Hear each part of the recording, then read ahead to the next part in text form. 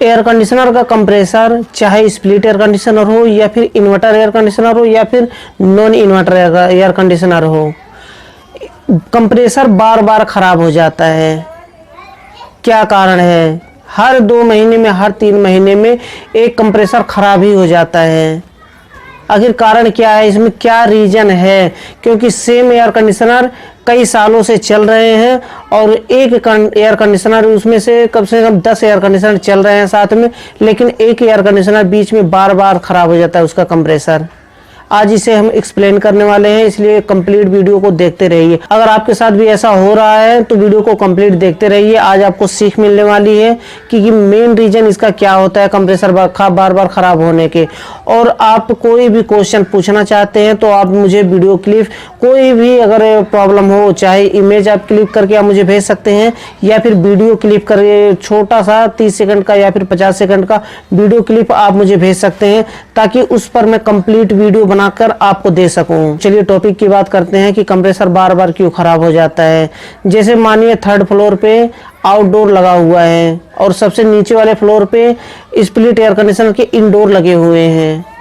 अब मानिए पाइपिंग उसमें से देखना है, कंप्रेसर अब खराब क्यों हो रहा है, कंप्रेसर के ऊपर बार बार खराब क्यों हो रहा है? क्योंकि उसके ऊपर प्रेशर पड़ रहा है। एक तो होता है कि उसमें अगर कैपेसिटर खराब होता है या फिर कोई कैपेसिटर की वजह से तो कंप्रेसर इतना जल्दी खराब नहीं होता है, लेकिन मेन रीजन होता है कि हर 2 महीने में, 3 महीने में कंप्रेसर बिल्कुल खराब हो जाता है। उसका पंपिंग उसका जो होता है वो टूट जाता है और पंप नहीं कर पाता है, वो कंप्रेसर स्टार्ट नहीं होता है। फिर मेन रीजन होता है कि कंप्रेसर के ऊपर प्रेशर पड़ रहा है। अब 3rd फ्लोर पे एयर कंडीशनर है तो समझ लीजिए कि उसका पाइपिंग लंबा काफ़ी लंबा होगा। अब पाइपिंग उसका देखना है कि बाहर लगा हुआ है या फिर अंडरग्राउंड लगा हुआ है, क्योंकि बाकी एयर कंडीशनर सेम है, सेम कंपनी के हैं और बाकी के एयर कंडीशनर अच्छा खासा चल रहा है, लेकिन सिर्फ एक एयर कंडीशनर खराब हो रहा है बार बार। कई बार एक ही कंप्रेसर, हमारे एक दोस्त ने क्वेश्चन किया है कि कई बार एक ही कंप्रेसर में चेंज कर चुका हूं, आउटडोर भी चेंज कर दिया, इंडोर भी चेंज कर दिया, लेकिन फिर भी वही सेम प्रॉब्लम है कि कंप्रेसर बार बार खराब हो जाता है। और बाकी का वहीं बगल में सारे एयर कंडीशनर लगे हुए हैं, वह सारे एयर कंडीशनर नहीं खराब होते हैं, कंप्रेसर नहीं खराब होता है। तो उसका मेन रीजन है कि उसका पाइप कहीं तो ब्लॉक है, ना तो कैपिलरी में ब्लॉकेज है और ना तो आउटडोर में प्रॉब्लम है, ना तो इंडोर में कॉइल में कहीं तो ब्लॉकेज है, सिर्फ उसके पाइप लाइन में ब्लॉकेज है।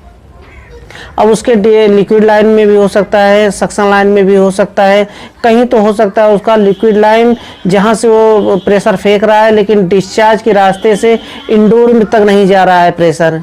इंडोर तक जा भी रहा है तो बहुत कम जा रहा होगा, क्योंकि 3 महीने तो 2 महीने 3 महीने चलता है। इसका मतलब कि थोड़ा थोड़ा करके प्रेशर जा रहा है। अब बीच में रास्ते में ब्लॉकेज है, जिसकी वजह से क्या हो रहा है कि सक्शन खींचने में भी प्रॉब्लम हो रहा है और सक्शन फेंकने में भी प्रॉब्लम हो रहा है, और वहाँ पर कूलिंग भी मेंटेन नहीं होता होगा, कूलिंग भी बहुत कम होता होगा, क्योंकि प्रेशर उसका जितनी प्रेशर से उसको जाना चाहिए इंडोर तक, उतनी प्रेशर तक इंडोर तक नहीं जा पाता है, और आउटडोर को जितनी प्रेशर से खींचना चाहिए सक्शन, उतने प्रेशर से नहीं खींच पाता है। जिसकी वजह से क्या होता है कि उसका एयर कंडीशनर का मेन पार्ट होता है कंप्रेसर। कंप्रेसर एयर कंडीशनर का हो या फिर रेफ्रिजरेटर हो, उसका मेन पार्ट होता है एयर कंडीशनर, जिसकी वजह से क्या होता है उसी के ऊपर प्रेशर पड़ता है, जिससे क्या इसी के कारण होता है कि कंप्रेसर बार बार खराब हो जाता है, उसके ऊपर प्रेशर पड़ रहा है। अब इसका निष्कर्ष क्या निकालेंगे, उसे कैसे फिक्स करेंगे? पाइपिंग अंडरग्राउंड है। आप इस तरह से देख सकते हैं, अंडरग्राउंड पाइपिंग जो होता है इसी तरह से होता है, दीवार को तोड़ करके पहले पाइपिंग किया जाता है। जब बिल्डिंग बन रहा होता है तो क्या होता है कि कुछ लोग पाइपिंग को अंडरग्राउंड ही करवा देते हैं, ताकि बाहर से कहीं भी पाइप ना दिखे। इस तरह के पाइपिंग अगर ब्लॉकेज होते हैं तो उसे छोड़ देना होता है दीवार के अंदर ही, उसे कट करके वहां पर दीवार के अंदर ही छोड़ दिया जाता है। वो निकालने के काबिल नहीं होता, वो निकाल नहीं सकते उसे, क्योंकि दीवार तोड़ेंगे और कौन सा पाइप कैसे कैसे गया है तब जाकर के निकालेंगे, लेकिन उस पाइप को निकाल नहीं सकते बिल्कुल भी। आपको क्या करना होगा, कट करके वहीं पे छोड़ देना होगा दीवार में, और बाहर से बाईपास आपको पाइपिंग करना होगा फिर से। अब उसे देखिए, उससे पहले मैं बताऊंगा कि चेक कैसे करना है कि ब्लॉकेज है या फिर नहीं। आप उसके लिए नाइट्रोजन का सिलेंडर भी ले सकते हैं या फिर रेफ्रिजरेंट का सिलेंडर भी ले सकते हैं, उसके साथ में प्रेशर मार सकते हैं। उसमें एक रास्ते से डिस्चार्ज लिक्विड लाइन के रास्ते से प्रेशर मारेंगे तो वापस वहां से सक्शन के रास्ते से होता हुआ प्रेशर आएगा। अब प्रेशर कितना तेज मार रहे हैं, अगर नाइट्रोजन से है तो बहुत तेजी से प्रेशर आना चाहिए, अगर रेफ्रिजरेंट हो तो रेफ्रिजरेंट का प्रेशर जितना होता है उतनी तेजी से प्रेशर आना चाहिए। अगर प्रेशर आ रहा है तो समझ लीजिए कि पाइपिंग भी सही है, लेकिन अगर प्रेशर नहीं आ रहा है, वहां पर प्रेशर जाकर के थोड़ा कहीं रुक रहा है, नाइट्रोजन का प्रेशर मारेंगे, अगर कहीं से ब्लॉकेज होगा, कुछ उसमें फंसा होगा तो निकल कर बाहर आ जाएगा। लेकिन अगर बहुत ज़्यादा ब्लॉकेज है उसमें तो समझ लीजिए कि वो बाहर नहीं आएगा, उसी में पड़ा रहेगा, तो फिर प्रेशर भी नहीं आएगा बाहर। इधर से डालेंगे रिचार्ज के रास्ते से, सक्शन के रास्ते से प्रेशर आना चाहिए, लेकिन नहीं आएगा तो समझ लीजिए कि ब्लॉकेज है, उसे अंदर ही छोड़ दीजिए। बाईपास आप पाइपिंग करिए, कॉपर पाइप, उसके बाद एयर कंडीशनर को स्टार्ट कर दीजिए। इतना सा सिंपल सा फंडा है, इसकी वजह से कंप्रेसर बार बार खराब हो रहा है। आपको यही करना है कि आपको बाईपास पाइपिंग करना होगा, तभी वह एयर कंडीशनर चल पाएगा। नहीं तो आप बार बार कंप्रेसर डालेंगे, बार बार आउटडोर डालेंगे, बार बार इनडोर डालेंगे, कोई फायदा नहीं है, बार बार खराब हो जाएगा। आई होप कि आप समझ गए होंगे।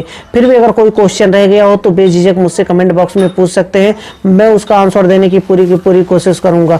और लास्ट में फिर से बताना चाहूँगा कि अगर आपने अभी तक अमरेश 11 टेक चैनल को सब्सक्राइब नहीं किया है तो नीचे लाल कलर का सब्सक्राइब का बटन है, उसे दबाकर सब्सक्राइब कर लें और बेल आइकन को प्रेस कर दें ताकि हमारे आने वाली न्यू वीडियो की नोटिफिकेशन आपको सबसे पहले मिल सके, क्योंकि दोस्तों हम आपके लिए इसे यूजफुल वीडियो हमेशा लेकर के आते रहते हैं। तो दोस्तों आज के लिए बस इतना ही था, अगले वीडियो में फिर जल्दी मिलते हैं एक नए टॉपिक के साथ।